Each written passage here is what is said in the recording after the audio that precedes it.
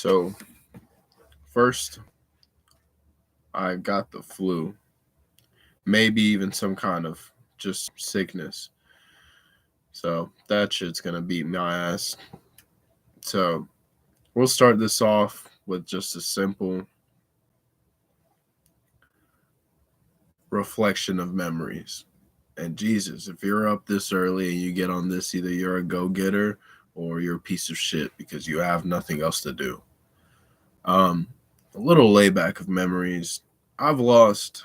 I wanted to say this. I've lost over $25,000 in investments.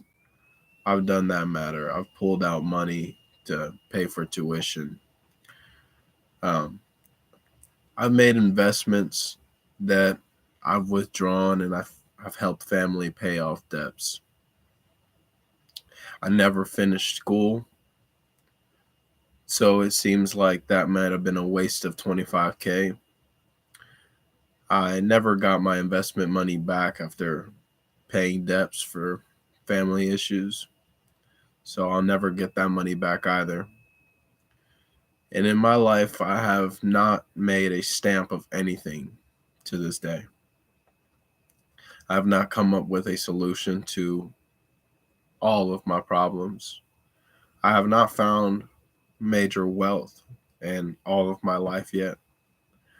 I have yet to become truly fulfilled with my life experience.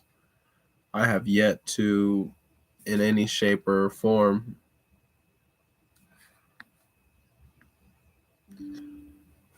encounter real love, nor do I really have any needs for it because I can not even take care of myself. Um, I have no fascination for love either. I'm not ready to get married, nor do I want to. I'm not looking for love. And I may actually.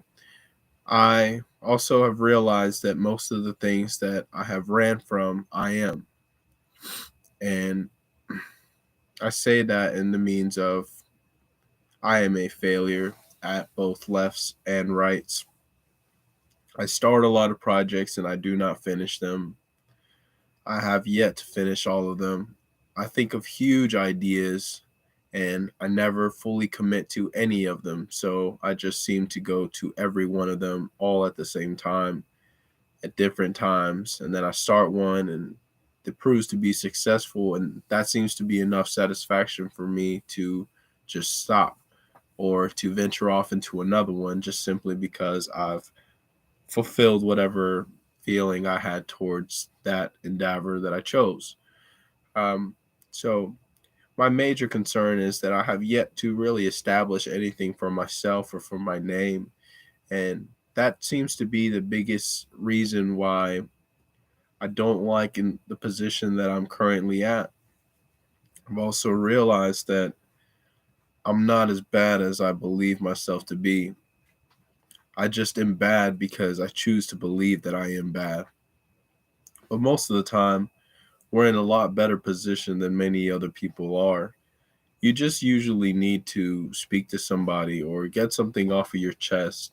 I come to find out that the route to success is not is not related to true success and just living and being successful every day. I was just thinking about one of my role models, Mr. Christian Gray. And when we think of successful men, we really only see highlight reels of their life. You don't experience every second that you get with every one of those men throughout their lifetime. Nowadays, we only see a reel and we think that we base that person's life off of that reel. As I was laying in bed earlier, I was thinking of Jeff Bezos. And I remember seeing a clip long ago about Jeff riding around in like a old 78 Honda Cruiser. And Jeff is obviously he's a billionaire now, right? Millionaire, billionaire. But back then he wasn't, right? Uh, and we don't always see those times of Jeff. We don't see the times that Jeff struggled to put food on his table when Jeff was barely getting by or whenever Jeff was struggling to get sleep because he had so many projects he had to work on. We don't see that side of Jeff. We actually don't. We only see, like I said, the highlight reel of all these things. We don't see what he had to go through to get to where he is now. And nobody's going to see exactly what you're going through to get to where you want to be. A lot of this isn't about me losing my will.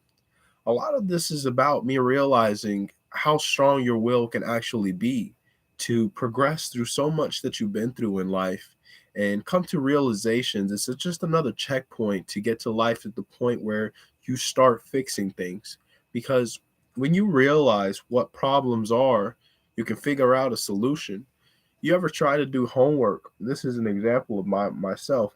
I would try to do sometimes BS assignments whenever I was a freshman or a sophomore, and I would try to BS assignments, not really do them until the night before they were due, which was an error. I come to find out later in my accounts. And when I got to do, like, some I got away with, sure, some I did, but some of it was just, you ever had work that it was just so confusing or maybe so difficult, complicated, hard that you didn't know where to start. So you had no way to BS. It's like you couldn't BS the BS because you didn't know where to start to BS. And that's usually that's how life feels, honestly. And I kind of find out when you hit those kind of pit areas, and I think that I was talking about this maybe in one of our previous discussions about the CEO, about just how life kind of revolves in a never ending wave. There's different frequencies to life. There's pits and then there's highs and there's lows, and it's not always going to be just stagnant or just on a complete uprise. That's not exactly how life works. And what was I getting at? I know I said checkpoint, problem, solution to the problem. So there we go. Solution to the problem. Amidst all the chaos, if you can find a solution to said problem, if you can figure out what the problem is, you can find a solution to that problem. So look at it a little bit in backwards rather than looking at it at a progressive state. Instead of figuring out how you can fix this, figure out what it is exactly that you're fixing. Because at its core, uh, at its core, is that problem the core issue, or is that problem a symptom of all core said issues? And one example I can make is one thing I couldn't find out about myself. Like I said, I take this jack of all trades approach. I don't finish things most of the time, a lot of the time, and it's one of my downfalls because it's made me approach some kind of acceptance of failure. And although I learn a lot from failure, why do I have to fail consistently to learn? It's not something that comes from me as a true desire. It's just a simple acknowledgement of myself that I know that it can be done. And since I know that it can be done, I slack on the fact that there is no doing involved in said action. So, one thing that, you can set your own New Year's resolutions. I, for one, don't give a shit about them because do I believe in them? No. I don't think that they're going to really make a difference for you in the long run. Everybody fails them. About probably 79 to 89% of people just quit out on the New Year's resolutions. Are you going to be one of those people? Probably, sure. Am I? Maybe, possibly. It doesn't change the fact, doesn't alter the fact that you don't have to fail the lesson and accept it as a learning lesson every single time. It doesn't have to happen that way. There can be a diversion to said route where you don't have to experience that failure if only you listen to yourself. And the only way to truly experience that is by experiencing yourself in the past. So learning from your mistake already is a mistake that happened prior to. Why have to experience a different form of that mistake? If I know what I know about myself now, I don't have to solve the solution of why said business startup is not working for me. I don't have to solve that anymore. I have to solve something more internal, something about the beginning of beginning in those businesses. Why is it that said business doesn't begin that is on my account, not on the external portion of reality? And there will be two shifts when it comes to starting a business, or when it comes to, I just said starting a business and I thought about me flipping cars in college. I used to flip cars to pay for tuition, and one of them was a true failure. One of them, I remember, on my third vehicle, I came up $2,000, and on my third vehicle, I went to buy a BMW because I knew I could flip it to BMW had kids in the area, and I bought this BMW maybe in Rock Hill or Charlotte, North Carolina, something like that. And I bring it down to the DMV, and the next day I go to turn on the vehicle, and it's running and everything is fine. And then I start kind of taking it for a spin, and cuts off on me. And then I went to go take it to the sailor. I think I had a potential sailor maybe later that week, a couple weeks later in Charlotte. So I take it up there, and it shuts down on me again. I take it to the mechanic, and the guy's like, "Buddy, this shit is gonna blow up." I wouldn't even. I don't know what to tell you about this car. I couldn't even tell you. I could get it done for you. I can sign it off for you, man. But I wouldn't drive this thing anywhere else because this shit's gonna blow up, man. I had to Uber from place I was at in Charlotte to another place in Charlotte, only to Uber from Charlotte down to Rock Hill because I lived at Rock Hill, South Carolina at the time.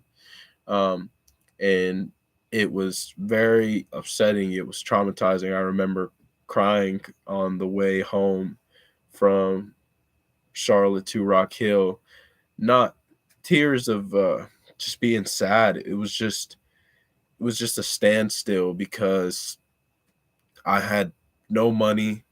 I had just kind of doubled down on a different investment to kind of flip to like buy something 500, flip it for 1,000, you have 1,000.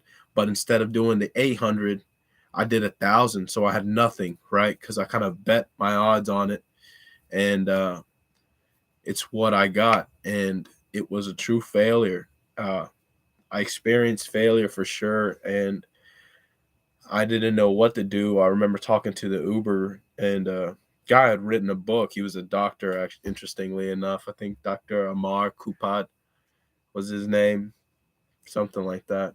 Point is, he had a book written on Amazon. He was telling me about it, and I just thought about that moment and how impactful that really was for my life. Because when you're at the bottom, you don't understand, I guess, how much at the bottom you really are.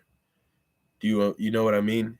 We like to think that we are at the bottom, but the reality is that we're not really at the bottom, because my problem then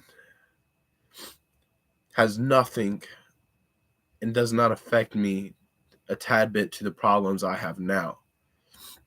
I have different problems. And I think that the consistency of relating problems to a barrier is, is irrational, because problems consistently change, but even wording it a problem makes it seem like a problem. But if you know what the problem is, then you know how to come up with a solution. Does that make sense? I really hope that just now made sense, because that is the tie and the correlation to previous topic, possibly at like 8 minutes or 6 minute watermark. Hopefully that makes sense. Finding that problem. If we go through life and we have problems, well, what's the only laziness really, and only your own self is stopping you from the solution. This morning I wake up, I found out I was sick. Okay, I had a thought: sleep in for another hour extra or go to the gym. There's this thing that comes in my mind. I don't know why. And it has to do with that depression shit we were talking about in the last video, where it's just life is not stagnant. And it's like, well, are you doing things to fight that depression? Are you eating right? You going to the gym, taking care of yourself? Are you fighting? Are you giving yourself a fighting chance to stand up to said problem? And in my head, I was like, well, if I slept, I mean, it could go either or. I could renounce it and give it meaning to either or. But I ended up getting the hell up and went to the gym because I could get into the sauna. I knew I could exfoliate a little bit and let those kind of toxins rest outside of my body. And I knew that once I got home, I could possibly prep my meals and I might still have time for an hour to sleep. but now I'm alive. That's more productivity in that time, and I'm giving myself a fighting chance to get up and not be in bed, asleep, depressed, whatever it may be. But that's what we talk about whenever we're talking about those fighting chances. People don't give themselves a fighting chance. You need to give yourself a fighting chance, because if you're not giving yourself a fighting chance, it's like the title of this video, you lose your will to continue going. You lose that. And many people have lost that. I, for one, no. Because if you figure out what the problem is, how can you lose your will? Because you still have to continue. There is no way through if it's going to sit there. You have to find a solution. But the problem is present, right? If you can explain to somebody what's going on with you, then you already know how to fix it. If you can explain to somebody what is wrong with you, what is going on with you, what is going wrong in said project, then you already have the solution to that problem. I'll say that one more time. If you can physically